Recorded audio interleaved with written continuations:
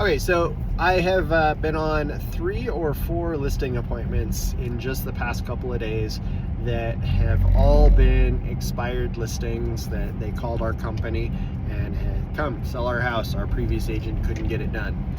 And what I'm finding in every single one of these cases is that the seller hired an agent who essentially bought the listing. And this is something that I'm sure everybody who has sold a house has probably encountered in some form or another. And what buying the listing means is an agent is going to come in and they're going to offer a unrealistically high price that is very, very appetizing to a seller client. They're going to come in and say a house is worth $500,000 in the current market conditions. They're going to come in and be like, yeah, I can sell that house for $575. I could sell it for $600 all day long. And they just really talk up their sales ability, and they put a price that is way over market, or at least significantly so, and get you to sign on the dotted line. And what happens is you'll be on the market for 3-4 months and nothing is sold. They'll come back in and they'll start reducing the price, and eventually, after enough price reductions, you're down to what the market value of that home should have been eventually.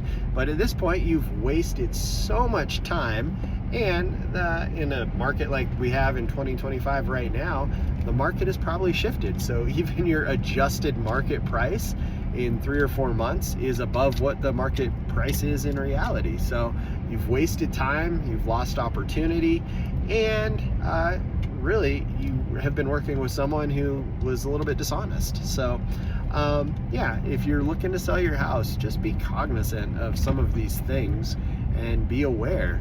The market has changed, and houses are not selling for the same prices they did in 2020 and 21 and 22 at the height of the market, and things are different now. So some agents do this not necessarily on purpose. Some are just uneducated on market data, and it's kind of strange. There's 3 phases to a shift. The buyers figure out the shift first, then the agents, and then the sellers. And in some cases, if you're an agent who only sold houses during the really, really hot buyer or sellers market we had a couple years ago, just might not have the skill set to properly price a home, and you're still in the mindset of where it was a couple years ago, and just don't have those skills to get it marketed properly and get the pricing where it needed to be.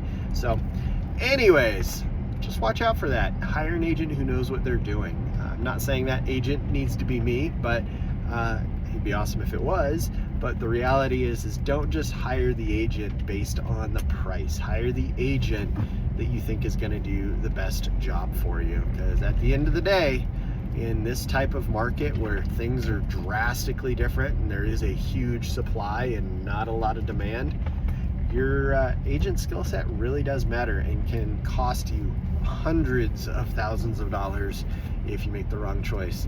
And I mean that. I saw a house that recently was listed at $2 million, and I saw that it just went under contract with a new agent after the price had been reduced to $1,250,000. So that is a lot of hundreds of thousands of dollars difference than it was originally. So yeah, if you're dropping the price almost $750,000, that's a huge miss on the first pricing scheme. Anyways, that's my rant. Stay safe out there, everyone.